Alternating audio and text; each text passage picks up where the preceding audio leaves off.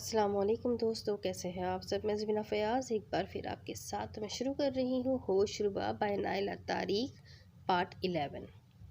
चेहरे से सरकती गर्म शॉल के साथ ही वो उसकी खुलती मखमूर ज़दा आँखों से निगाह जुराती ज़रा और परे सरक गई थी। दूसरी जानिब वो चंद लम्हों तक अपनी जगह से हरकत किए बगैर उसे देखता रहा था और फिर काव से सर हटाता मुकम्मल उसकी तरफ मुतवज्जा हो गया। जागती आंखों में उतरे हुए सोए चेहरे दिल की दुनिया दरहम बरहम कर डालते हैं। उसकी भारी लबो लहजे पर अजवा ने बस एक नज़र उसकी खुमार आलूद आंखों में तीरती शौक़ और शरारत को देखा था। कैसी तबीयत है? वो पूछ रहा था। मैं ठीक हूँ, मगर तुमने खुद को क्यों बेआराम किया? पहले ही तुम्हारा हाथ बहुत ज़ख्मी है, याकूत की जानिब देखे बगैर वो बोली थी। तुम्हारी बिगड़ी तबीयत ने मुझे अपने ज़ख्म भुला दिए। तुम्हारे लिए बेनियाज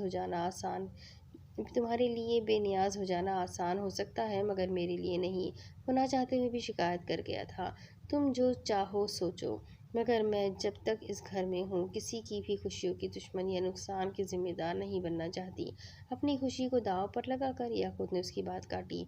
हाँ, क्योंकि मेरी खुशी इन दो इंसानों की खुशी से बढ़कर नहीं, जो बरसों की महरूमी और सब्र के बाद उनको मिल रही है। हर बात वजाहतों के साथ बयान नहीं की जा सकती। फ़िलहाल भाभी की सेहत इस काबिल नहीं है कि वो तख्लीक के मरहलों को बर्दाश्त कर सके। उनको बहुत देखभाल की ज़रूरत है। तुम अपनी बहन की औलाद का चेहरा देखना चाहते हो तो इस वक्त तक अपने मामलात को एक तरफ करके उनकी खुशी को अहमियत दो। उनकी मोहब्बत में तुम मुझ पर गरज बरस सकते हो तो क्या मुश्किल है कि मुझसे उनकी खुशी के लिए लाताल्लुक़ हो जाओ। सर्द लहजे में बोलती वो जाने के लिए उठ खड़ी हुई थी।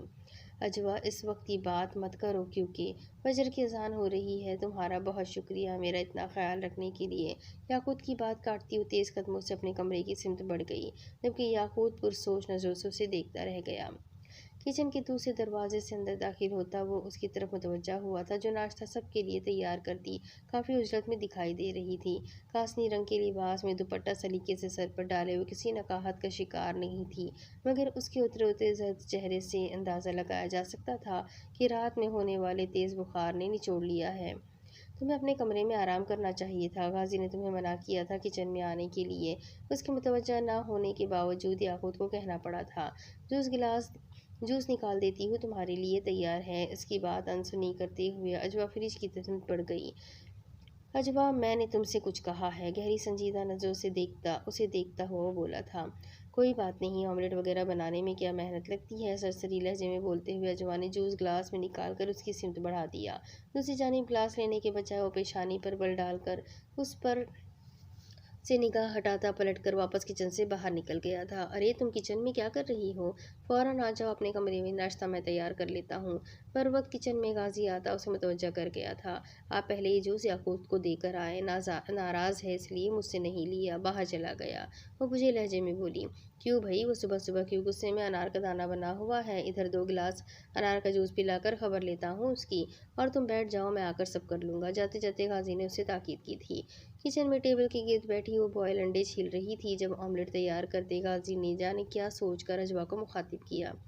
अजवा, मुझे तुम्हारी तबीयत के बारे में तुम्हारी दोस्त ने कॉल करके पहले ही बता दिया था। गाजी के बताने पर अजवा ने चौंक कर उसे देखा। अगर तुम याकूत के लिए परेशान होकर खुद कमरे से बाहर ना आती तो मैं आ रहा था तुम्हारे पास। वो बहुत परेशान थी तुम्हारे लिए। उसने मना किया था, वरना मैं रात में ही तुम्हें उसकी कॉल के बारे में बता देता। पर तुम्हारी तबीयत ऐसी थी भी नहीं कि तुम्हें तफसील बताता।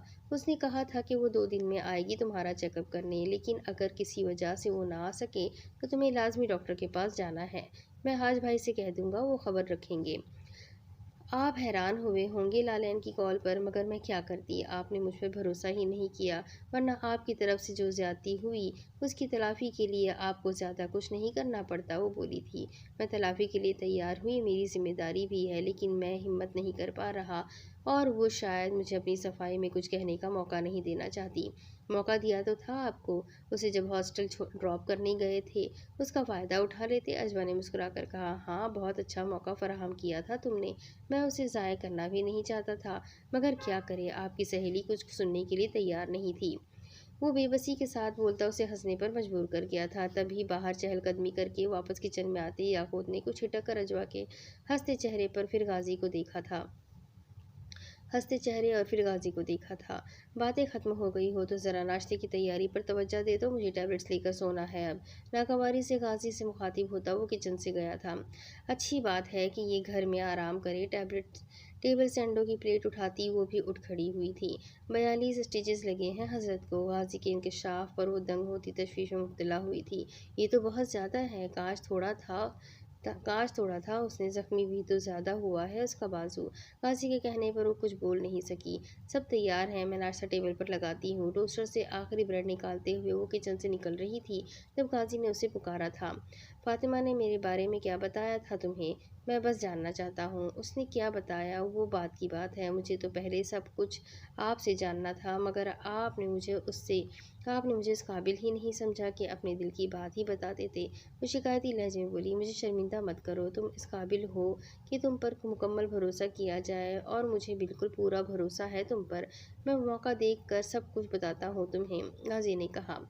मैंने कहा तो आपको ये ख्याल आया? वो फ़ौरन बोली, नहीं, तुमसे सब कुछ शेयर करने का ख्याल तो बहुत बार आया, मगर क्या करूँ, याकूत की तरह मैं भी तुमसे बहुत डरता हूँ। गाजी ने हंसते हुए उसे कहा, डर ही ना जाए कहीं वो मुझसे। वो मुस्कुराहट छुपाए बोलती किचन से निकल गई थी। ड्रेसिंग के सामने से उठती यमुना उसकी तरफ मुतवज्जा हुई थी जो कमरे में दाखिल हो रही थी। चली गई? लालैन बेड के किनारे बैठती हुई पूछ रही थी। जी हाँ, और जाते जाते ढेरों दवाइयाँ मुझे लिख कर दे गई हैं। उनके सामने बेड पर बैठती हुई बता रही थी। खैर, ढेरों दवाएं तो नहीं होंगी। ये कहो, तुमसे दवा नहीं खाई जाएगी? यमुना के टोकने पर वो बस मुस्कुराई थी। और ये तुमने मुझे क्यों नहीं बताया कि रात में 104 बुखार हुआ था तुम्हें? खुदा न खास्ता तबीयत ज़्यादा बिगड़ सकती थी। बुखार दिमाग पर चढ़ सकता था। रात के 3 बज रहे थे या 4। तुम्हें नीचे तो आना चाहिए था। इतनी शर्मिंदगी हुई थी मुझे लालैन के सामने अपनी बेखबरी पर। यमुना नाराज़गी से बोली थी। लालैन ने फ़ोन पर मुझे जो टैबलेट्स देने का कहा वो सब गाजी के पास थी। मेरा बुखार उन टैबलेट से ही कम हो गया। मैंने ही गाजी को मना किया था कि हाज भाई को ना बताए मेरी तबीयत का। पहले ही आपकी तबीयत को लेकर बहुत ज़्यादा हसास हो चुके हैं। आज की तो बात ही ना करो। उनको तो लगता है कि किचन में किसी बर्तन के टूटने की खबर भी मुझे नहीं होनी चाहिए, कहीं मैं परेशान ना हो जाऊँ। मैं तो उनकी इस कदर मोहताज होने पर परेशान हो जाऊँगी। यमुना खशमनाक लहजे में बोली थी। पहली बार बाप बनने जा रहे हैं, इसलिए आप ठीक ठाक रहेंगी तो मुतमईन हो जाएंगे, अजवा ने कहा था। मैं तो अब भी ठीक हूँ, मगर वो ये मानने को तैयार नहीं। इतना बुरा लग रहा है मुझे। सारे घर की जिम्मेदारी तुम पर आ गई है। यमुना बोली, ये कोई बड़ी बात नहीं है, सब कुछ तो मुलाजमाएं करती है। मुझे सिर्फ खाना ही तो बनाना होता है। वो फौरन बोली, रहने दो, पता है मुझे कि काम पर काम निकलते रहते हैं। तुम किसी दिन लालैन को बुलाओ और दोनों मिलकर हाज को समझाओ। अब इतनी भी पाबंदियां ना लगाएं मुझ पर। सुबह सख्ती से कह गए हैं कि याकूत की फिक्र में सीढ़ियां चढ़कर ऊपर जाने की ज़रूरत नहीं।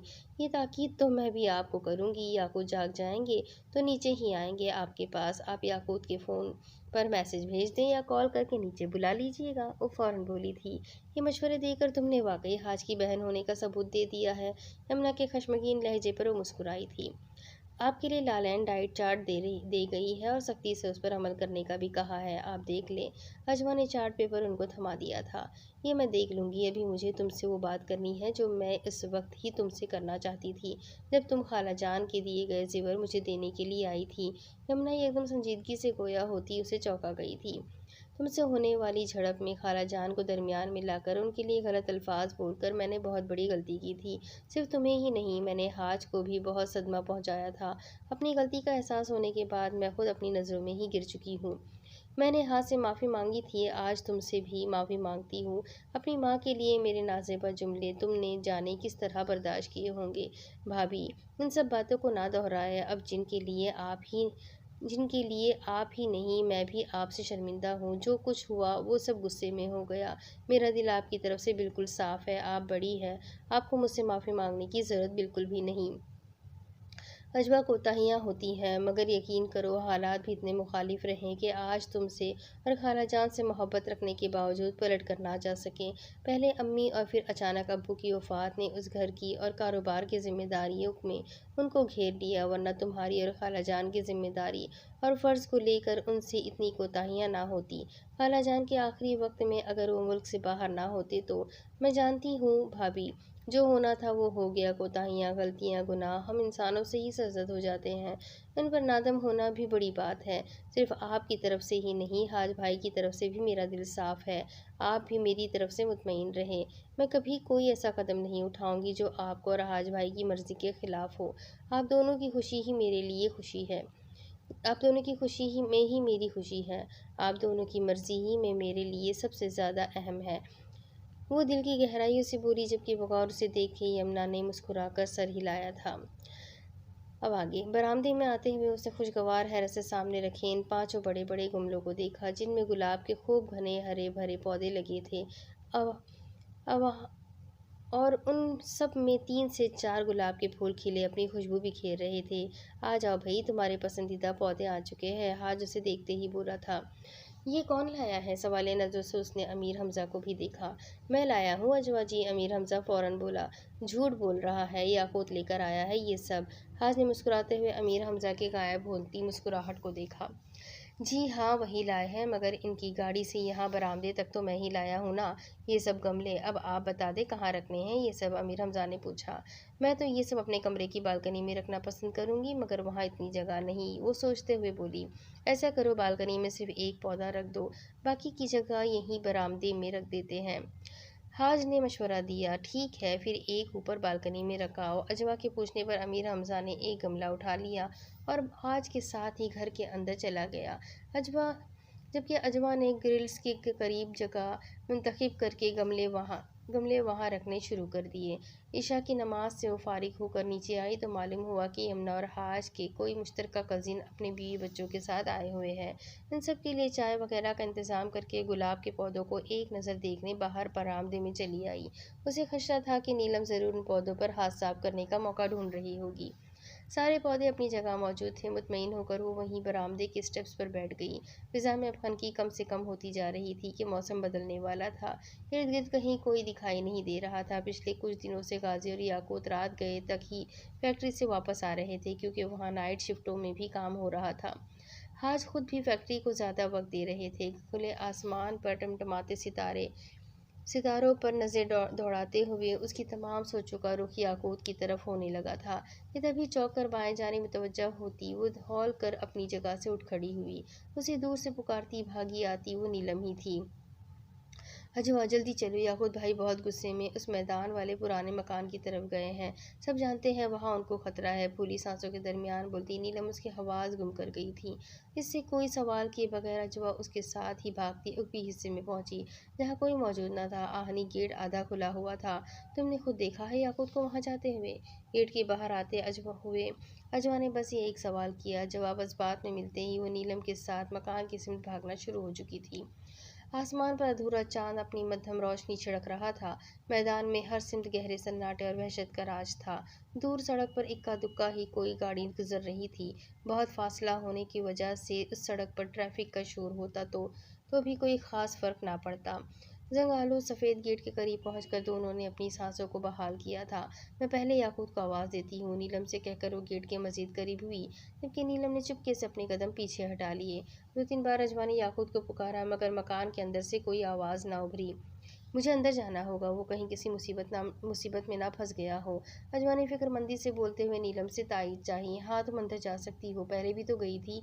फिक्र ना करो, मैं यहीं हूँ, नीलम ने फ़ौरन कहा। तुम अंदर मत आना, यहीं मेरा इंतज़ार करना, दुआएं पढ़ती रहो और अपने इर्द गिर्द नज़र रखना। डरना मत और दूर हटकर खड़ी रहना। अजवा को उसकी भी फिक्र थी। मैं ख्याल रखूंगी, तुम मेरी फिक्र मत करो। याकूत भाई को जाकर तलाश करो अंदर। नीलम की इजाज़त पर वो फ़ौरन नींव व गेट को खोलती अंदर दाखिल हो गई। मर जाकर अंदर, अब पता चलेगा इस डायन को, ऐसा सबक मिलेगा कि आज की सारी ज़िंदगी मुझे याद रखेगी। जहरखान नज़र से अजवा को देखती नीलम ज़ेरे लब बड़बड़ाई थी। खुले गेट से उसे अजवा अंदर फैली तारीकी में बड़ा सा सहन अबूर करके बरामदे तक जाती दिखाई दे रही थी। बरामदे में रुकी वो पलटकर खुले गेट की तरफ एक पल को मुतवज्जा हुई। बाहर खड़ी नीलम उसको इशारे से अंदर जाने का कह रही थी। वापस गर्दन मोड़कर उसने लकड़ी के बंद दरवाजे को देखा, फिर हिम्मत करके आगे बढ़ी। अभी 2 कदम ही वो बढ़ी थी कि बुलंद चरचरा चरचराहट के साथ वो भारी मजबूत दरवाज़ा खुलता चला गया। गेट के बाहर से ये मंजर देखती नीलम दम बखुद रह गई थी। वो तो अजवा को अंदर भेजकर अपनी कामयाबी पर खुश होती भागने के लिए परतोल रही थी, मगर अंदर उस खुलते दरवाजे ने उसके कदम ज़मीन में जकड़ लिए थे। खुले दरवाजे के उस जानिब घुप अंधेरा था। वो अंदर चली भी जाती तो कुछ दिखाई देना मुश्किल था। आज तो उसे कहीं तहरीक होती नजर आई, ना कोई आवाज़ थी। याकूत, क्या तुम अंदर हो? याकूत, उसे पुकारती हुए कुप अंधेरे से शायद याकूत के निकल आने की उम्मीद रखती थी। याकूत की यहाँ गैर मौजूदगी का यकीन किए बगैर वह वापस जा भी नहीं सकती थी। पलटकर एक निगाह बाहर साकित खड़ी नीलम पर डालकर वो खुले दरवाजे की दहलीज तक पहुंची थी कि तभी अचानक अंदर तेज रोशनी फैल गई। जिधर खड़ी अजवा अपने सामने मौजूद बहुत वसी और अरीज रोशनी से मुनव्वर हॉल को देख रही थी। ये रोशनी कहाँ से नमूदार हुई, कोई अंदाज़ा नहीं हो रहा था, मगर रोशनी इस कदर तेज थी कि उसकी वहशत कदरे कम हो गई। बाहर साकित खड़ी नीलम का दिल उछलकर हलक में आ गया।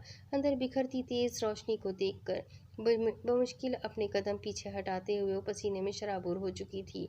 सर उठाकर उसने ऊपरी मंजिल पर निगाह की। तेज रोशनियां वहाँ ही दरो दीवार से फूटती दिखाई दे रही थी। उसने अब तक की अपनी ज़िंदगी में कभी इस मकान में कोई रोशनी होती नहीं देखी थी, कभी कोई पुरस्कार तहरीक होती नहीं देखी थी। उसका दिमाग इस सब को कबूल नहीं कर पा रहा था। खौफ उस पर पाने लगा था। उसने चाहा कि चीख कर अजवा को पुकारे, मगर आवाज़ हलक में घुट कर रह गई। अजवा अंदर रोशन हॉल में दाखिल होती उसकी नज़रों से ओझल हो चुकी थी। तभी उसके इर्द गिर्द ही कहीं किसी नौमौलूद बच्चे के रोने की मध्यम मगर वाज़ेह आवाज़ गूंजी। हड़बड़ा कर अपने एतराफ़ में निगाह डालती हुई यकलख्त साकित हुई। खौफ से धड़कता दिल जैसे सीने से बाहर आने लगा था। मकान से फूटती रोशनी उस जानिब बखूबी पहुंच रही थी जहां कोई खड़ा उसे दिखाई दे रहा था। दरमियान में कोई 30-40 कदम का फासला था। आंखें फाड़े उस जानिब देखते हुए वह आगे बढ़ी। उस शख्स की पुश्त नीलम की जानिब थी। जो लेदर की ब्राउन जैकेट उस शख्स ने पहन रखी थी, उसे वो पहचानती थी। वो जैकेट कल ही तो उसने याकूत को पहने देखी थी। वो शख्स दूर से उसे याकूत ही लगने लगा था, लेकिन अगर वो याकूत था तो इस तरह मुंह फेरे क्यों खड़ा था? उसे तो नीलम को यहाँ देखकर ही अब तक आग बगोला हो जाना चाहिए था। याकूत भाई, क्या ये आप है? खौफ कुछ कम होने लगा था जब ही तो वो बुलंद आवाज़ में पूछती तेजी से उस जानिब बढ़ी। याकूत भाई अभी चंद कदम के फासले पर ही थी जब वो जो मुंह फेरे खड़ा था उसकी जानिब पलटा। वो चेहरा याकूत का चेहरा था या नहीं, मगर वो आंखें याकूत की नहीं थी। जिनकी पुतलियां गायब थी। उल्टे कदमों वापस पीछे हटती नीलम के हलक से फलक शिकाफ चीखें बुलंद हुई थी। खौफ और दहशत से दूर भागते हुए उसकी आंखों के सामने अंधेरा छा गया था। अंदर हॉल के वसत में खड़ी हुआ एतराफ में खिड़कियों और बुलंद दरवाज़ों पर नज़र डाल रही थी। एक जानिब जीना ऊपर की जानिब जा रहा था। वो जीने की तरफ बढ़ने का इरादा ही कर रही थी जब खिड़कियों की तरफ से एक मानूस आवाज़ उभरी। अजवा, बाहर आ जाओ, तुमसे झूठ बोला गया है, अंदर कोई नहीं है। खिड़की से आती याकूत की आवाज़ ने उसकी वहशत को कम कर दिया था। वो उसे देख तो नहीं सकी, बस खिड़की के बाहर तारीकी में बस एक हेवला ही दिखाई दिया। याकूत की आवाज़ सुनने के बाद वो तेज़ी से पलटकर भागती हुई बाहर निकली। सहन के अतराफ आते आते उसने देखा रोशनी अब बुझ गई और दरवाज़ा एक आवाज़ के साथ बंद हो गया। आहनी गेट से बाहर आते हुए उसकी निगाह दूर बेसुध ज़मीन पर पड़े वजूद पर गई। अगले ही पल वो बुलंद आवाज़ में नीलम को पुकारती उसकी जानिब दौड़ी। शदीद बदहवासी में नीलम के चेहरे को थपथपाकर उसे होश में लाने की कोशिश करती। वो मुतलाशी नज़रों से याकूत को भी देख रही थी, मगर वो कहीं से भी आता दिखाई नहीं दे रहा था। शुक्र था कि उसकी कोशिश कामयाब रही। नीलम अपने हवासों में आती उठ बैठी थी, मगर शदीद खौफ में लरसती काँपती हुई अजवा से लिपट गई थी। अजवा की तसल्ली और दिलासों पर उसने क्या देखा सब उसके गोश गुजार कर दिया। अजवा को ज़्यादा हैरान होने का वक्त नहीं मिला। सड़क की तरफ से अपनी तरफ आती बाइक की लाइट ने उसे कुछ घबराहट में मुब्तला कर दिया। नीलम, जल्दी चलो यहाँ से, जाने कौन किस नीयत से इस तरफ आ रहा है। उजरत में नीलम को भी खबरदार करती उसे सहारा देकर उठा चुकी थी। बाइक तेज़ी से करीब आती जा रही थी और नीलम के लिए कदम उठाना मुश्किल हो रहा था। तभी मानूस आवाज़ों ने अजवा के कदम रोक लिए। करीबी रुकती बाइक से यजदान और अमीर हमजा उतरकर उनकी सिमत आए। तुम दोनों यहाँ कैसे? इसे क्या हुआ है? यजदान ने हैरान परेशान होकर अजवा के सहारे निढाल खड़ी नीलम को देखा। मैं तुम्हें सब बताती हूँ, पहले इसे अपने साथ बाइक पर बिठाकर घर की तरफ चलो, अजवा ने कहा था। अगले ही कुछ लम्हों में यजदान और नीलम बाइक पर घर की सिमत चले गए। जबकि अजवा और अमीर हमज़ा अपने कदमों पर गए। रास्ते में अमीर हमज़ा के सवालों पर ही अजवा ने सारी बात उसे बता दी थी। वो चारों घर के ऊपरी हिस्से में ही रुक गए थे। नीलम की हालत अभी संभली नहीं थी। उसका सर भारी हो रहा था, चेहरा जर्द और वजूद निढाल था। अजवा ने दुआएं पढ़कर कई बार उस पर दम किया, तब कहीं जाकर उसके चेहरे की जर्दी कुछ कम हुई थी। अजवा से माफ़ी मांगने और अपनी गलती तस्लीम करने में उसने बिल्कुल वक्त नहीं लगाया था। फैज़ान को उस पर शदीद गुस्सा था। अजवा उसे मना ना करती तो वो नीलम को बेनक़्त सुनाता। अजवा के इसरार पर नीलम जूस पी रही थी कि उसी वक्त अमीर हमजा के साथ याकूत आता दिखाई दिया। भाई, किसी से इसकी ये हरकत छुपाने की ज़रूरत नहीं है। इसने अजवा के लिए गड्ढा खोदा और ख़ुद उसमें गिर गई। अपने साथ साथ उसने अजवा को भी खतरे में डाला है, इस मकान के अंदर भेजकर। यज़दान गुस्से में बोला था। नीलम ने अपनी गलती की माफ़ी मांग ली है, इसलिए अब इस बात के लिए उसे और शर्मिंदा मत करो, अजवा ने टोका था। तुम भी बगैर कोई तस्दीक किए उसके झूठ पर यकीन करके वहाँ चली गई थी। याकूत ने हैरत से अजवा को देखा। मैं तो इसकी बात सुनकर ही परेशान हो गई थी, तस्दीक करने की तरफ ध्यान ही नहीं गया। वो कुछ खुजालत से बोली। ज़रूरत नहीं थी परेशान होने की, कम से कम मेरे लिए तुम्हें परेशान होने की ज़रूरत नहीं थी। याकूत के सपाट लहजे पर वो कुछ बोल नहीं सकी थी।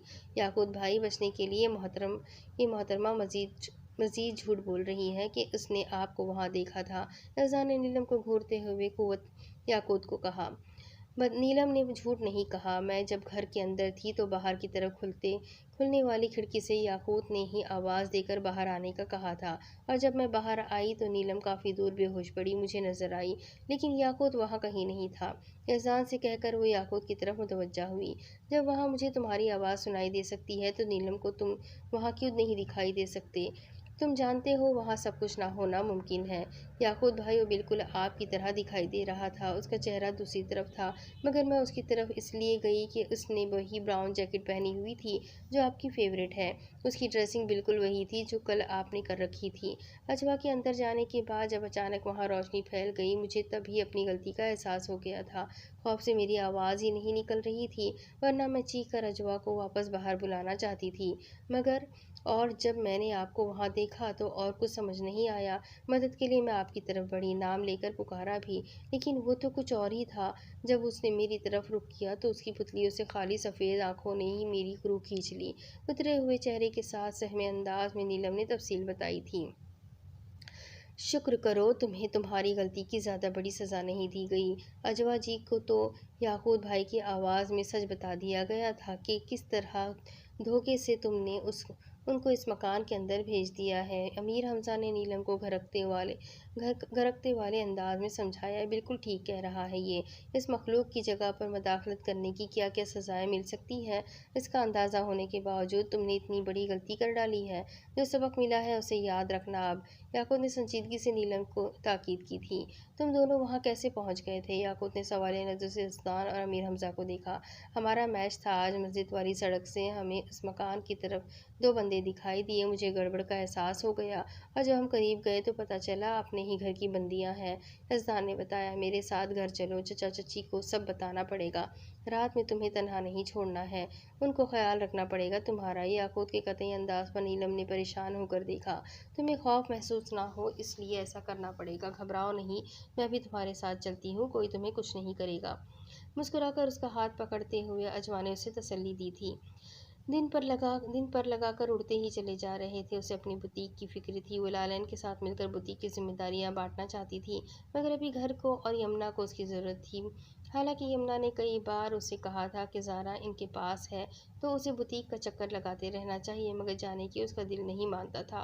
लालन ने भी उसे तसल्ली दे दी थी कि जब यमुना खैर से फारिग हो जाए वो तभी बुटीक ज्वाइन करे। वैसे तो लालैन को सबसे ज़्यादा फ़िक्र उसके और याकूत के दरमियान बढ़ते फासलों और लाताल्लुकी की थी, मगर वो भी क्या करती। घर के माहौल और यमुना के अच्छे मिजाज और उनसे अच्छे ताल्लुकात कायम रखने के लिए ज़रूरी भी था कि वो याकूत को और याकूत उससे नज़रअंदाज करता रहे। याकूत भी शायद उसकी बातों को और मकसद को बहुत अच्छी तरह समझ चुका था, इसलिए तो उसका ज़्यादा वक्त घर से बाहर या कज़न्स के साथ ही गुजरता।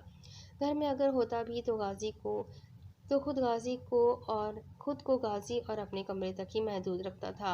एक चीज़ वो बतौर ख़ास महसूस कर रही थी कि याकूत जानबूझकर उसके सामने इस वक्त ज़ारा से मुखातिब होकर उसे बाहर साथ चलने का कहता जब ज़ारा उसके साथ मौजूद होती।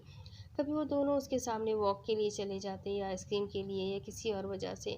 अजवा खामोशी से ये सब देख रही थी। वो जाहिर करती जैसे उसे कोई सरोकार ही नहीं इन दोनों के साथ कहीं जाने से। उस रात भी कुछ ऐसा ही हुआ था। वो लॉन की सरसब्ज बाउंड्री के करीब रखी कुर्सियों पर ज़ारा के साथ बैठी वो बातें कर रही थी जब फैक्ट्री से याकूत और गाजी की वापसी हुई। बोर्ड से गाजी पहले उन दोनों की तरफ ही बढ़ाया। अजवा, बाहर का खाना अब हजम नहीं हो रहा। आज तो तुम्हारे हाथ से बनी दाल क्या ऑमलेट भी मिले खाने में तो खुशी से खा लूँगा। गाजी कुर्सी पर विराजमान होता बेचारगी से बोला था। रात के 11 बजने वाले हैं और आपने अभी तक खाना नहीं खाया। अजवा ने तरहमामीज़ नज़रों से उसे देखा था। खुदा का खौफ करो गाजी, फैक्ट्री में बाकायदा सर्टिफाइड तीन शेफ़ मौजूद होते हैं तुम लोगों के लिए खाना बनाने के लिए। ज़हरा ने हैरत सदमे से गाजी को घर का था तब ही याकूत करीब आ गया था। ये शॉपर तो जाना पहचाना लग रहा है। ज़हरा ने खुशगवार हैरत से बोलते हुए याकूत का बढ़ाया हुआ शॉपर ले लिया। हाय दुल्हा दुल्हन पान हाउस के मीठे पान। नीली जल्दी आ जाओ। खुशी से चहकते हुए ज़ारा ने वहाँ आती नीलम को भी इशारा किया। दूसरी जानिब याकूत ने कनखियों से अजवा की पेशानी पर आते नागवार बल देखे थे। अजवा, तुम ये पान खाकर देखना, मज़ा ना आ जाए तो कहना। ज़ारा ने बेखबरी में ही एक पैकेट उसकी तरफ बढ़ाया जिसे नीलम ने उचक लिया था। अजवा को मीठे पान पसंद ही नहीं, नीलम ने इतला दी। वाकई तुम्हें मीठे पान पसंद नहीं? ज़ारा ने बेयकीनी से उसे देखा। नहीं पसंद, बदज़ौक़ी की आला मिसाल है ये। तुम खाओ और मुझे भी खिलाओ अपने हाथ से। मेरे हाथ ख़राब ना हो इसलिए। अपनी फरमाइश पर ज़ारा के चौंकने पर उसे कहना पड़ा था। गाजी आ जाए आप, मैं खाना गर्म करने जा रही हूँ। अजवा अपनी जगह से उठकर गाजी से कहती तेज़ कदमों से घर की सिमत बढ़ गई। गाजी, तुम देख रहे हो किस तरह ये मौका ढूंढ कर मेरी तरफ से अजवा का दिल ख़राब करने की कोशिश कर रहा है। ज़हरा ने परेशान होकर गाजी से शिकायत की थी। तुम्हारा दिमाग तो ठीक है, बिला वजह इस बदज़ौक़ी का ताना दे दिया और ऊपर से ज़हरा से उसकी दोस्ती भी ख़राब करने पर तुले हो। गाजी ने नाराज़गी से उसे घर का था। अभी मैं उसे कोई ऐसा वैसा ताना दे दूँ तो दुश्मन बन जाओगे मेरे। पान मुंह में भरे खड़ी नीलम तड़क कर बोली। रुखसत होकर आना है तुम्हें हमारे घर या नहीं? याकूत ने खश्मगीन नज़रों से उसे देखा। ब्लैकमेल कर रहे हो तो ठीक है, मैं अजवा को जाकर बता देती हूँ कि आपने ज़ारा के हाथ से पान खा लिया है। नीलम चमक कर बोली। खबरदार कोई उल्टी सीधी बात ना करना अजवा से। गाजी ने कुर्सी से उठते हुए नीलम को वार्न किया था। और तुम उसको जलाने की कोशिश में अपने पैरों पर कुल्हाड़ी ना मार लेना। जाते जाते वो याकूत को भी खबरदार करना नहीं भूला था। टेबल के गिर्द बैठे गाजी ने बगौर उसके संजीदा तासुरात देखे जो खाना टेबल पर लगा रही थी। अजवा, वो सिर्फ तुम्हें तंग कर रहा था, जलाने की कोशिश कर रहा था। तुम उसकी किसी बात को दिल से मत लगाना। गाजी ने मुस्कुराते हुए कहा। जानती हूँ मुझ पर ऐसे हरबे असर नहीं करते। नहवत से वो बोलती बस एक पल के लिए करीब आते याकूत की तरफ मुतवज्जा हुई थी। खा लिए पान? गाजी ने शरारती मुस्कुराहट के साथ पूछा। कौन कमबख्त मीठे पान पसंद करता है? हम तो उनको पसंद करते हैं जो बस मीठे पान को ना पसंद करते हैं। शौकी से अजवा को सुनाता वो कुर्सी खींच कर बैठ गया। गाजी, आप खाना खाने के बाद जब फ्री हो तो मुझे आवाज़ दे दीजिएगा, ज़रूरी बात करनी है आपसे। और हाँ, मैं जो भी बात करूँगी वो आपके और मेरे दरमियान ही रहनी चाहिए। जाते जाते उसने रुक कर ताकीद की थी। बात सुनो, मेरी प्लेट कहाँ है? मुझे भी खाना खाना है। याकूत की आवाज़ पर उसके कदम रुके थे। अच्छा, मगर यहाँ तो कोई तुम्हें अपने हाथों से खिलाने वाला नहीं है। नागवारी से जताकर वो रुकी नहीं थी जबकि गाजी इस्तेज़ाई अंदाज में हंसा था। वो तो बराबर कर गई सारे हिसाब। याकूत वजालत से बोला। जलाओ जलाओ और जलाओ उसे। गाजी ने मुस्कुराते हुए कहा। वो तुमसे क्या बात करने वाली है? याकूत ने मशकूक नज़रों से उसे देखा था। सॉरी, ये तो मैं तुम्हें उसकी बात सुनने के बाद भी नहीं बता सकूँगा। गाजी इत्मीनान से बोलता उसकी खश्मगीन नज़रों पर शाने उचका कर रह गया था। कॉफ़ी के मग उठाए वो लाउंज में आई तो गाजी फ्लोर कुशन पर विराजमान मैगजीन की वर्क गिरदानी कर रहा था। मग उसे देखकर वो कुछ फासले पर ही रखे दूसरे फ्लोर कुशन पर बैठ गई। लोगों में बहुत बेचैनी फैल रही है कि आखिर तुम्हें मुझसे क्या बात करनी है? मुस्कुराते हुए गाजी ने कहा जबकि उसका इशारा समझते हुए अजवा ने कोई तबसरा नहीं किया। इतने दिन से मैं इसी इंतज़ार में थी कि कब आप लालैन के हवाले से मुझसे बात करेंगे, मगर आप तो इतने मसरूफ़ रहे कि मुझे याद करवाने का मौका भी नहीं मिल सका। हाँ, मुझे इस बात का बिल्कुल एहसास है कि तुम मुंतज़िर होगी, मगर मेरा ज़्यादा वक्त फैक्ट्री के मामलात निपटाने में ही गुजर रहा है। सब तुम्हारे सामने ही है, लेकिन मुझे याद था कि तुमसे बात करनी है। तुम्हें बताना है कि फ़ातिमा से मेरी मुलाकात कब, कहाँ और कैसे हुई। तुम आज खुद पहल ना करती तो कुछ दिन में मैं तुमसे खुद बात करने ही वाला था। आप उसे फातिमा कहकर मुखातिब करते हैं? मुस्कुराती नज़र से अजवा ने उसे देखा था। हाँ, क्योंकि उसने मुझे अपना यही नाम बताया था। मुकम्मल नाम से तो अब तुमने ही मुतारुफ करवाया है, वो बोला था। चले अब वक्त ज़ाया किए बगैर मुझे अपनी और लालैन की उस मुलाकात के बारे में बताइए। अजवा के कहने पर सर हिलाता वो सोच नज़र खला में किसी शय पर जमाए माजी की धुन में उतरने लगा था। ये उस दौर की बात है जब माँ की जुदाई का गम हल्का भी नहीं हुआ था और उनकी जगह किसी दूसरी औरत को मुसल्लत होते देखना मेरे लिए बहुत कर्मनाक था। अब्बू के सख्त और खुश्क रवैये ने मुझे कभी उनके करीब ना होने दिया था, ना ही मुझे और अम्मी को उनके करीब होने दिया, जो अम्मी के सगे रिश्ते थे। मैं पहले ही सारी दुनिया से अलग थलग अम्मी के गुजर जाने के बाद एक हॉल में बंद होकर रह गया था, जिसमें मेरी शख्सियत मस्क हो रही थी। अब्बू के इस घर में मेरा दम घुटता था। कम उम्र था, हर चीज़ के लिए अबू पर ही इन्हिसार करने पर मजबूर था। कहीं कोई राह फ़रार ना थी मेरे पास। इसलिए इस घर में सांस लेना भी मेरे लिए जब मुश्किल हो गया तो मैंने ज़्यादा वक्त घर से बाहर गुजारना शुरू कर दिया। यहाँ तक कि अबू से छुप कर रात गए तक आवारा लड़कों के साथ सड़कों पर मटर गश्त करता रहता। वो भी सर्दियों की एक रात थी। गली कूचे शाम ढलते ही ठिठुरती तारीकी और सन्नाटे में डूब चुके थे। सोचता हूँ तो यूँ लगता है जैसे कल ही वो रात गुजरी थी। वो जाड़े के सरतरीन रातों में से एक रात थी। 12 बज चुके थे जब अपने दोस्तों से अलग होकर उसने घर की राह ली। मायूस मगर सुनसान रास्तों से गुजरता वो उस गली में दाखिल हुआ जिसके आखिरी सिरे पर उसका घर था और जहाँ मजबूरन उसे रहना पड़ता था। सर छुपाने का कोई दूसरा ठिकाना भी तो नहीं था।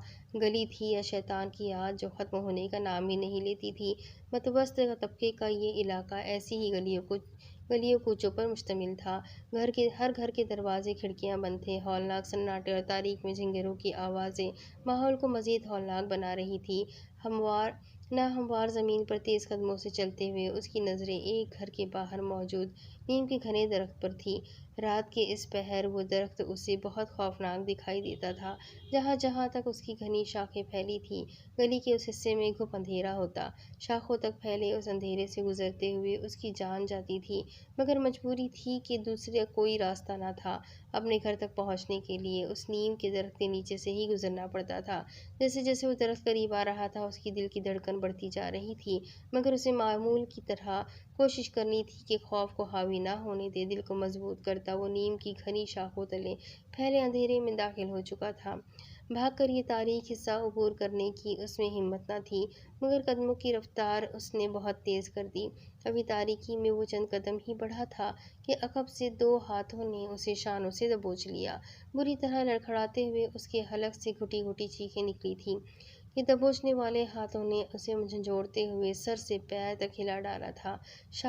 शदीद हवास बाख्तगी में वो खला में हाथ मारता वो मुश्किल गिरने से रुक सका था। दौड़ भागने की उसके पैरों में सकत ही बाकी ना रही थी। भागने की कोशिश मत करना वरना खून पी जाऊंगी, बहुत प्यासी हूँ, घुर्राती आवाज़ ने उसे साकित कर दिया। सद उंगलियां कब से उसकी गर्दन में धंसी जा रही थी। चल अपने घर लेकर चल, खाना खिला मुझे वरना तुझे अपनी ताज़ा ताज़ा खून गोश्त और हड्डियों की कुर्बानी देनी पड़ जाएगी। सालम निगल जाऊंगी। डायन हूँ मैं, डायन, नीम की पेड़ की डायन। कान के करीब गुर्राती भयानक आवाज़ उसके वजूद में खौफ की सद लहरें दौड़ाती उसे सुनकर गई थी। चल अब देर मत कर, अपने घर लेकर चल, बहुत भूखी हूँ मैं। खबरदार जो किसी को मेरे बारे में बताया, कोई आवाज़ निकाली। बुरादी दहशतनाक आवाज़ के साथ ही कब से पड़े धक्के पर वो गिरने वाले अंदाज में आगे बढ़ा था। चलता रह, पीछे मुड़कर मत देखना। वो उसके पीछे आती गुर्रा रही थी, उथल पुथल सांसों और वहशतनाक हालत में चलता। वो खौफ से फटी आंखों से अपने घर के दरवाजे को पहचानने की कोशिश में था कि दिमाग माऊफ हो चुका था। कदम रख कहीं रहा था, जा कहीं रहा था। खौफ से हालत पतली थी। वो उसके पीछे ही आ रही थी। उसे बस ये पता था कि वो डायन उसके पीछे लग चुकी है। अपने घर के दरवाजे के सामने रुकते हुए यकलख्त उसे कुछ तहफ़्फ़ुज़ का एहसास हुआ। ये उसका घर था जहाँ उसका बाप मौजूद था। हिम्मत करके उसने ज़रा की ज़रा अक़ब में उसे देखने की कोशिश की। नीम के दरख्त की तारीकी बहुत पीछे रह गई थी। यहाँ खुले आसमान की वजह से नीम तारीकी में बस चादर में कोई खड़ा नज़र आ रहा था। एक निगाह डालकर उसने सरस से निगाह फेर ली। खड़ा क्यों है, अंदर लेकर चल। अक़ब से उसकी गर्दन दबोचती वो गुर्राई। मैं दीवार फैलाकर अंदर जाऊंगा तो दरवाज़ा खुल सकता है। दरवाज़ा अंदर से बंद है। दरवाज़ा बचाया तो सबको पता चल जाएगा। मैं इस घर से फिर घर से बाहर निकला हुआ था।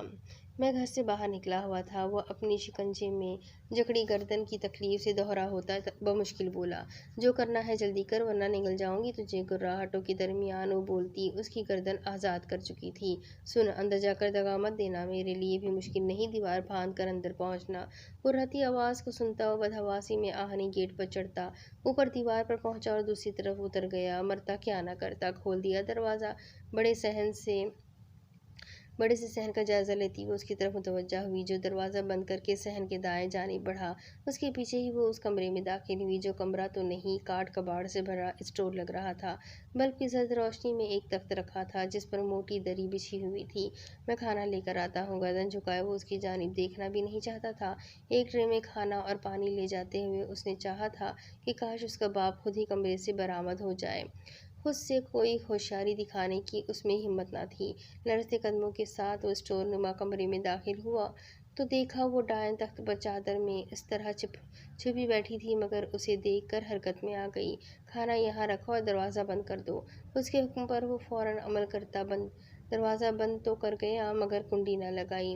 अब तुम मुंह बंद करके सामने बैठ जाओ और जब तक मैं ना कहूँ अपनी जगह से हिलना भी नहीं। उसके दूसरे हुक्म पर वो सहमे अंदाज में दीवार से लगकर फर्श पर बैठ गया। डरो मत, मैं कोई डायन नहीं, तुम्हारी तरह एक इंसान ही हूँ। चादर उतार कर एक तरफ रखती हुई नरम लहजे में उससे मुखातिब हुई, जो बस आंखें फाड़े उसे देख रहा था। भली सी मासूम सूरत वो लड़की मुस्कुराकर उसे देखती खाने पर टूट पड़ी थी। पानी पीकर गिलास रखती हुई दोबारा उसकी तरफ मुतवज्जा हुई, जो हौक बना उसे ही देख रहा था। देखो, मैं तुम्हें ज़्यादा परेशान नहीं करूँगी, सुबह होते ही यहाँ से चली जाऊँगी। बस तुम मुझे इस बस स्टैंड का पता बता देना जहाँ से कराची जाने वाली गाड़ी मिल जाए। मैं इस शहर के रास्तों से अनजान हूँ, भटक कर इन भूल भुलैया किस्म की गलियों में निकल आई। वो तो खैर हुई कि तुम मिल गए। धीमी आवाज़ में बोलती वो उसकी वहशत और घबराहट को कदरे कम कर गई। नाम क्या है तुम्हारा? इर्द गिर्द काठ कबाड़ पर निगाह डालने के बाद वो पूछ रही थी। गाजी फंसी आवाज़ में बोला, मेरा नाम फातिमा है, वो बोली थी और फिर सर्दी महसूस करती हुई अपनी गर्म चादर उठाकर अपने गिर्द लपेटने लगी। तुम ऊपर तख्त पर आ जाओ, ये जगह तो बर्फ़ की तरह यख हो रही है। उठो, फर्श से यहाँ आकर बैठो। एक दम सरकती वो उसके तख्त पर आने की मुंतजिर थी। दूसरी जानिब वो जबरन अपने कदमों पर उठा था और तख्त के दूसरे किनारे पर आ बैठा। इधर कोई आएगा तो नहीं? वो किसी खदशे के तहत बोली। नहीं। चलो अच्छा है, ये घर तुम्हारा है, अब्बू का है, वो बोला। तुम्हारा भी तो हुआ।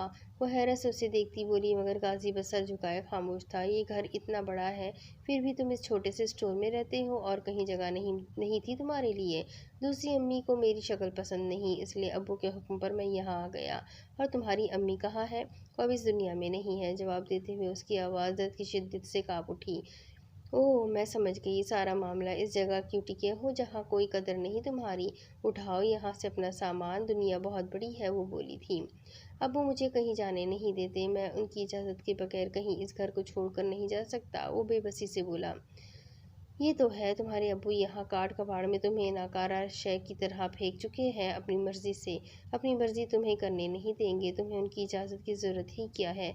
जिस तरह दीवार फांद कर उनकी बेखबरी में घर से निकल जाते हो, उसी तरह घर भी छोड़ जाओ। उसके इत्मीनान से कहने पर गाजी ने हैरत से उसे देखा। ये आसान नहीं है, मैं ऐसा कैसे कर सकता हूँ? वो इस घर को छोड़कर मैं कहाँ जाऊँगा?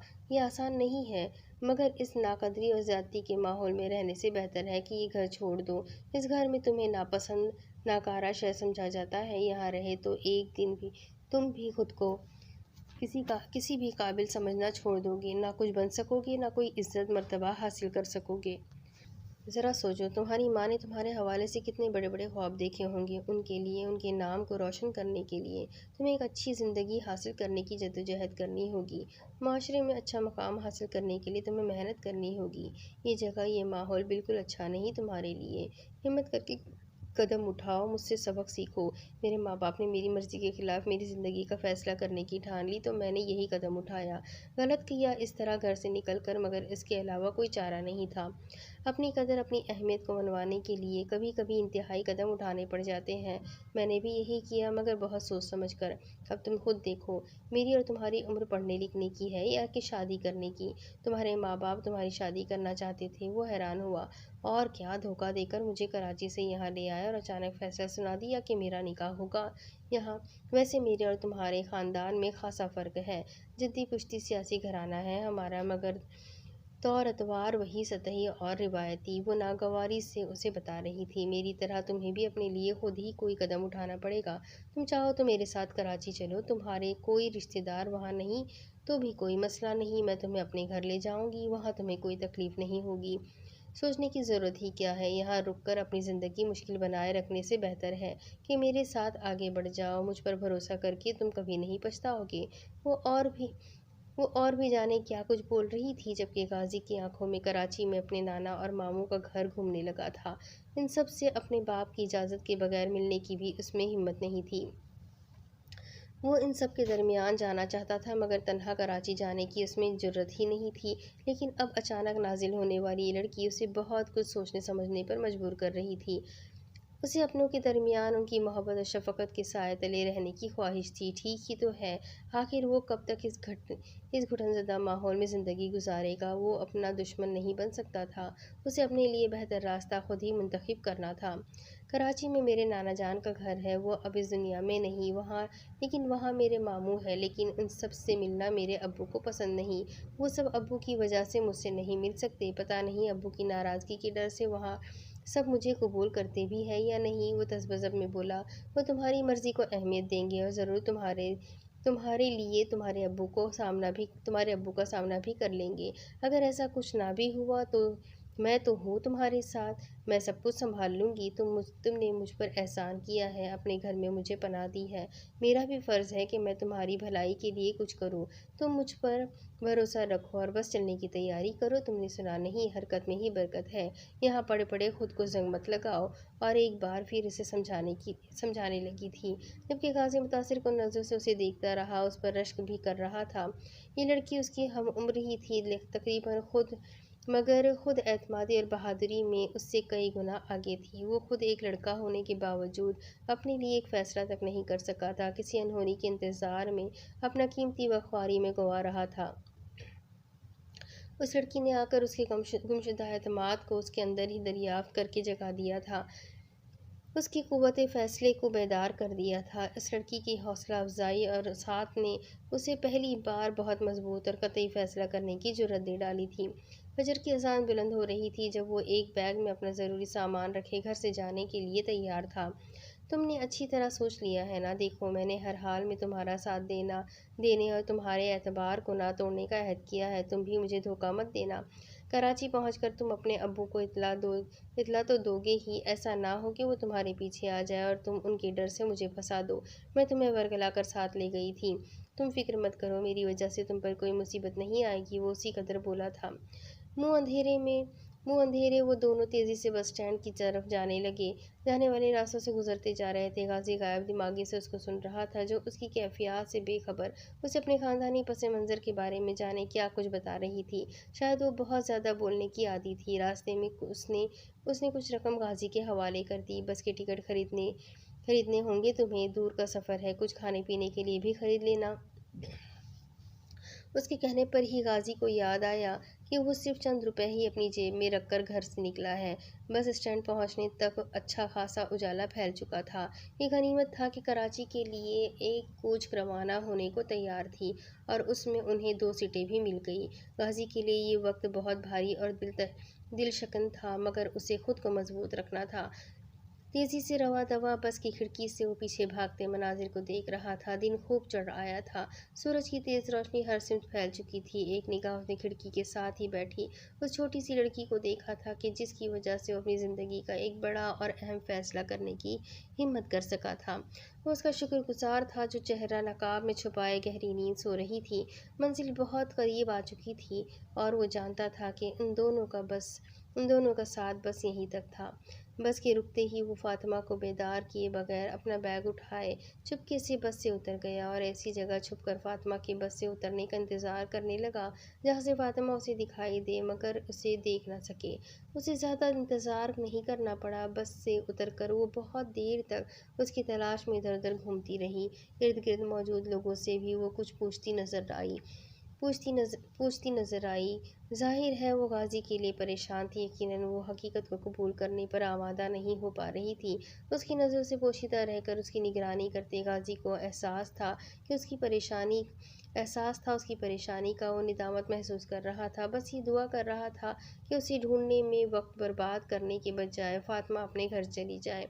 और फिर ऐसा ही हुआ था। दिन ढलने में कुछ वक्त बाकी था जब उसने देखा फातिमा एक दूसरी मुसाफिर बस में बैठकर जाने किन अनजान रास्तों की जानिब चली गई। वो मेरे पास किस्से में पहुंच गई थी। वहाँ उसका आबाई घर है। उसके बाप दादा बाबा साहब के मुरीदों में से हैं। उसके माँ बाप उसकी मर्ज़ी के ख़िलाफ़ उसकी शादी करना चाहते थे। उसने बाबा साहब से उनकी शिकायत की तो उन्होंने उसके माँ बाप को बुलाकर मामला ठीक किया, लालैन की नाराज़गी को ख़त्म किया। वो बाबा साहब के कहने पर ही अपने घर जाने के लिए राज़ी हुई थी। वो ऐसी ही है, बहुत बड़े दिल वाली, थोड़ी सी ज़िद्दी, जज्बाती, चुटकियों में बड़े बड़े फ़ैसले करने वाली। अजवा धीमी आवाज़ में बोली थी। आप उसकी बेखबरी में रास्ता अलग करने के बजाय उसे बताने की हिम्मत कर लेते तो वह आज तक अपने माजी में भटकती आपको ना खोज रही होती। मुझ में इस जैसी हिम्मत नहीं थी अजवा। मैं उसके सहारे घर से निकल तो गया था मगर अंदर से बहुत ज़्यादा खौफज़दा था। उसने अपने बारे में, अपने ख़ानदान के बारे में जो कुछ मुझे बताया था उसके बाद मुझे और कुछ समझ नहीं आया। एक बहुत बड़े असर रसूख रखने वाले बाप की औलाद थी। वो अपनी शादी के मौके से फ़रार होकर मुश्तक आई थी और कराची पहुंचने तक भी मैं ही उसके साथ था। उसके बाप के लिए मुश्किल ना होता मुश्तक पहुंचना। मुझे फ़ातिमा की मुखलिसी पर कोई शक नहीं था मगर मैं ऐसा कोई इल्ज़ाम बर्दाश्त करने के काबिल नहीं था। उस वक्त अपने बाप का घर छोड़कर मैं बेसरो सामानी की हालत में अपने मामूओं के पास पनाह लेने जा रहा था। मैं अपनी वजह से इन सब को किसी मुश्किल में नहीं डालना चाहता था। ना ही फातिमा के इसरार पर मैं उसके घर जा सकता था। फातिमा के फ़रार होने का सारा इल्ज़ाम हर सूरत में मुझ पर आ जाना यकीनी था। गाजी के चेहरे संजीदा लहजे पर उसने तायीदी अंदाज में सर हिलाया था। आप अपनी जगह सही थे। मेरे ख्याल में आपको इस वक्त यही करना चाहिए था, अजवा बोली थी। या फिर सब यूं ही होना तकदीर में लिखा था। ये तो तुम कह रही हो फातिमा मुझसे बदगुमान है और ये सब नहीं मानेगी। मैं उससे बात करके अंदाज़ा कर चुका हूँ। अब तुमसे ही मुझे उम्मीद है। तुम मेरा मौक़िफ़ उसके सामने रखो। उससे कहो मुझे उसकी तकलीफ़ का एहसास है। वादा खिलाफ़ी की थी मैंने, धोखा भी दिया था उसे। मगर मैं सिर्फ़ उसी मगर मैं सिर्फ मेरी ही नहीं उसकी भी भलाई छुपी हुई थी। गाज़ी अपनी बात पर ज़ोर देता हुआ बोला। मैं उससे बात करूँगी, आपका मौक़िफ़ उसे समझाऊँगी, फिर वो आपकी माज़रत ज़रूर कबूल करे या ना करे। आपके दिल पर अब कोई बोझ नहीं रहना चाहिए। अजवा हल्का सा मुस्कुराई थी। बात सिर्फ मेरे दिल के बोझ की नहीं है, जानती हो। उससे रास्ता अलग करने के बावजूद मैं उसे खुद से अलग नहीं कर सका था। मेरे मामू ने बहुत मोहब्बत और शफ़क़त दी मुझे, खुले दिल से मेरा इस्तकबाल किया, मुझे हर मामले में सपोर्ट किया। बड़े मामू और मुमानी ने भी कभी भी यमुना आपी याकूत दानी और मुझ में फ़र्क नहीं रखा। मैं अपने मामू के लिए उनकी इकलौती बहन की निशानी था। सब ने अपनी अपनी मोहब्बतों के ख़जाने मुझ पर निछावर और किए और आज तक करते हैं। मुझे घर छोड़ आने के मुझे घर छोड़ आने के अपने फ़ैसले पर आज भी फ़ख्र है और ये फ़ख्र फ़ातिमा के मरहून मिन्नत है। इतने प्यार करने वाले, कदर करने वाले रिश्तों के दरमियान रहते हुए मैं जब जब अपने रब का शुक्र अदा करता हूँ तो फ़ातिमा को भी याद करता हूँ। अगर उस रात वो मुझे ना मिलती, मेरे सोए हुए ज़मीर और आसाब को जगाकर मेरी हौसला अफजाई ना करती तो शायद मैं आज यहाँ तक ना पहुँचता। अपने मामूओं के दरमियान रहकर मैंने अपनी शख्सियत को बदलते देखा। अपनी कॉलेज की पढ़ाई शुरू की और 2 साल के अरसे में मैंने फ़ातिमा को ढूंढ लिया। कैसे ढूंढ लिया और क्यों ढूंढा है? अजवा ने कुछ परेशान होकर पूछा। ना ढूंढता तो क्या करता, वो डायन बनकर मेरी ज़िंदगी में आई थी और डायन जिसके पीछे लग जाए फिर कहाँ छोड़ती है उसे। तुम्हें अपनी दोस्त के लिए मेरा ऐसा कहना बुरा लग रहा होगा, मगर ये सच है। अजवा के खूब से देखने पर वो मुस्कुराते हुए बोला, उसे ढूंढना कोई ऐसा मुश्किल साबित ना हुआ। इत्तेफाक से कुछ ऐसे दोस्त मिल गए जिनका ख़ानदानी बैकग्राउंड भी फातिमा के बैकग्राउंड जैसा था। उसके बाप दादा वगैरह का बहुत नाम है सियासत में। उसके बाद ये मेरी ज़िंदगी का मामूल सा बन गया। उसकी नज़रों से छुप कर उसे देखना, उसके दिन रात से वाकिफ़ रहना। वो बेखबर ही रही थी कि वो जिसे ढूंढती रही है मुसलसल उसी शख्स की नज़रों में है। उसका सामना करने की कभी हिम्मत ना कर सका, मगर सामना हुआ तो तुम्हारी बदौलत। उसकी खबर रखने के बावजूद मुझे कभी ये पता नहीं चल सका कि हाज भाई फातिमा या उसके ख़ानदान से वाक़फ़ियत रखते हैं। और तुम्हें बताऊं कि यहाँ सब जानते हैं कि मेरी ज़िंदगी में एक लड़की मौजूद है। यमुना आपी को तो इंतज़ार है कि कब मैं उस लड़की को उनसे मिलवाऊंगा। फातिमा के बारे में यहाँ याकूत के सिवा मैंने किसी को तफसील नहीं बताई है। अब याकूत के अलावा तुम हो जो सब कुछ जानती हो। फिर अब क्या इरादे हैं आपके? अजवा ने मुस्कुराते हुए मानी खैर नज़र से उसे देखा। इरादे बहुत नेक है, तुम उसको मुझसे बात करने के लिए राज़ी करो। मैं अब और इंतज़ार नहीं कर सकता। उसके घर वाले कहें दोबारा ज़बरदस्ती उसकी शादी न करवाने पर तैयार हो जाए। मैं चाहता हूँ कि तुम और आप ही जल्द अज जल्द मेरे लिए उसका हाथ मांगने उसके घर जाओ। वाकई बात यहाँ तक पहुँच चुकी है और आप मुझे अब बता रहे हैं? अजवा खुशगवार हैरत से बोली, लालैन के तो फरिश्ते भी राज़ी होंगे। आप मुझ पर छोड़ दें सब। बहुत खुशी हो रही है मुझे, बस एक मिठाई की कमी है इस वक्त मिठाई तो क्या तो याकूत की रूम फ्रिज में दस्तयाब हो सकती है। गाजी के कहने पर वो बस उसे देख कर रह गई थी। बता रहा था वो मुझे हर जुमेरात को जो मिठाई उसके लिए आती है अपनी बेनियाजी में, तुम उसके मुंह पर वो मिठाई कबूल करने से ही इनकार कर देती हो। बुरी बात है ये। वैसे यमुना आपी को राज़ी रखने के लिए कब तक उस बेचारे का दिल दुखाती रहोगी? हो जाती है गलती, गुस्से में सख्त बातें निकल जाती हैं ज़बान से। गाजी ने बोलते हुए रुककर लाउंज में आते याकूत को देखा था। लीजिए आप पहुँचे हज़रत, इनके तेवरों से लग रहा है सफ़र की हद हो चुकी है। ये मुझे अब साथ लिए बगैर वापस नहीं जाएगा। गाजी के मुस्कुराते लहजे पर अजवा ने एक बार भी याकूत की जानिब देखने की कोशिश नहीं की थी। बर वक्त आए हो तुम। अजवा बहुत खुश है और मैं भी। मिठाई के बगैर हमारी खुशी अधूरी है। मेहरबानी करो और अपने रूम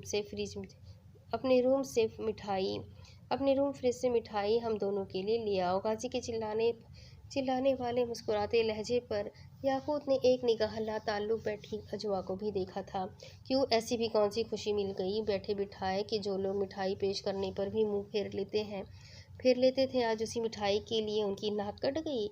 याकूत के तंज़िया लहजे पर अजवा के तासुरात बिगड़े थे। एक झटके से वो उठ खड़ी हुई थी। गाजी आप शौक से खा लीजिएगा मिठाई, मुझे तो अब भी इसकी तलब या ज़रूरत नहीं। तेज़ लहजे में गाजी से मुखातिब होकर वो फिर किसी भी जानिब देखे बगैर लाउंज से निकलती चली गई। ज़रूरी था इस वक्त तंज की नशर चलाना, फिर नाराज़ कर दिया उसे। गाजी ने खशमनाक लहजे में उसको घर का था। उसकी फ़िक्रें छोड़ो, तुम फ़ौरन ऊपर चलो और सारी गुफ्तगू मनवान मुझे सुनाओ जो पिछले 1 घंटे 15 मिनट और 5 सेकंड तक उसके और तुम्हारे दरमियान होती रही है। चलो फटाफट, वरना रज्जगे में ही गुजर जाएगी ये रात। चलो भाई, तुमसे कुछ छुपाकर मुझे अपनी ज़िंदगी अजीरन नहीं करनी। याकूत की वार्निंग पर हंसते हुए गाजी उसके साथ जाने के लिए उठ खड़ा हुआ था। टेरिस की खुली और सर्द फिज़ा में आज उसने फजर की नमाज अदा की थी। गाजी को भी खबर थी कि वो रात भर सो नहीं सका था। बाजू में लगे कुछ स्टिचेस खुल चुके थे और कुछ ख़राब होने की वजह से खुल नहीं सके और काफ़ी अजियत का बाज़ बन गए थे। फजर की अजान से ज़रा पहले ही वो सोया था। गाजी ने उसे बेदार ज़रूर किया, मगर उसकी नासाज तबीयत के बाद उसे घर में ही नमाज अदा करने की तलकीन कर गया था। नमाज से फरागत के बाद वो चाय की तलब में कमरे से बाहर निकल आया। सीढ़ियों की तरफ आते हुए उससे नीचे अजवा बाहर की सिमत जाती नजर आई। नीचे पहुंचकर वो किचन की सिमत जाने के बजाय वो यूं ही अजवा के पीछे बाहर निकल आया। वो बरामदे में नहीं थी। सुबह का मध्यम उजाला हर सिमत फैल चुका था। बरामदे के स्टेप्स उतरते उसकी मुतलाशी नजरें अजवा तक गई थी। अगले ही पल वो दंग हुआ था। दाएं जानिब वो उसके चचा के पोषण के उसी अगली हिस्से की जानिब जा रही थी जहाँ बेकार अशिया पड़ी थी। वो अगली हिस्सा तंग और बंद गली की तरह था। ये जानते हुए भी अजवा उस सिमत जा रही थी। याकूत का चौक उठना ठीक ही था। तौक़े के ऐन मुताबिक वो उस अगबी हिस्से में गायब हो चुकी थी। वक्त ज़ाय किए बगैर याकूत बरक़ रफ्तारी से दौड़ता उस अगबी हिस्से की जानिब बढ़ गया। अगबी हिस्से में सुबह का मध्यम उजाला अभी तक पहुँचा नहीं था। तारीकी में आगे बढ़ते हुए उसने बग़ौर वहाँ अजवा को देखने की कोशिश की, मगर तारीकी मज़ीद बढ़ गई। घर की अगबी दीवार पर हाथ रखे वो आगे बढ़ता रहा था कि अचानक तारीकी उसकी आंखों के सामने से छुटने लगी। उसकी आंखों के सामने धुंधलाया मंजर वाज़ेह होने लगा था।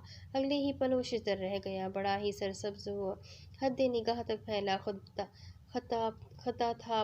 फल फूल से सजे दरख्त, रंग रंग के फूलों के कंज और उन पर मंडलाती खुशनुमा तितलियों के गौल, दूर ऊंचाई से गिरते आबशार के मौसीकी बिखेरती मध्यम आवाज़ में खुश रंग और नायाब परिंदों की चहकारियाँ भी शामिल हो रही थी।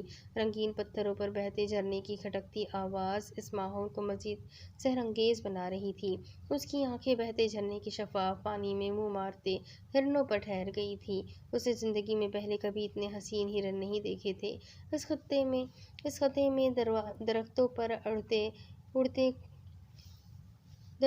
उड़ते कोकते वो सुरीले परिंदे भी आज से पहले कहीं नहीं देखे थे। ये कैसा सहरंगेज़ खता था, जहाँ बहार के तमाम रंग बिखरे थे। कैसा जन्नत नज़ीर नज़ारा था कि यहीं उसी मंज़र में मर कर अमर हो जाने की ख्वाहिश दिल में जागने लगी थी। वो नहीं जानता था कि उसे क्या हो रहा था। अपनी अजीब होती कैफियत से बाहर आने के लिए उसने आंखें बंद करके गहरी सांस ली थी और अल्लाह का नाम लेकर अपने सीधे हाथ से ज़रा ज़ोरदार अंदाज में 3 बार दिल के मकाम को थपथपाया था। उसका एक हाथ अब भी चचा के पोषण की अगली दीवार पर टिका था। दूर तक जाती इस दीवार के साथ साथ चलती अजवा उससे काफ़ी फासले पर थी।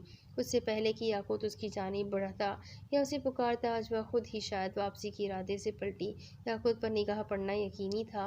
वो बस एक लम्हे को साकित हुई। अगले ही पल याकूत ने तेज़ी से उसे अपनी तरफ आते देखा था।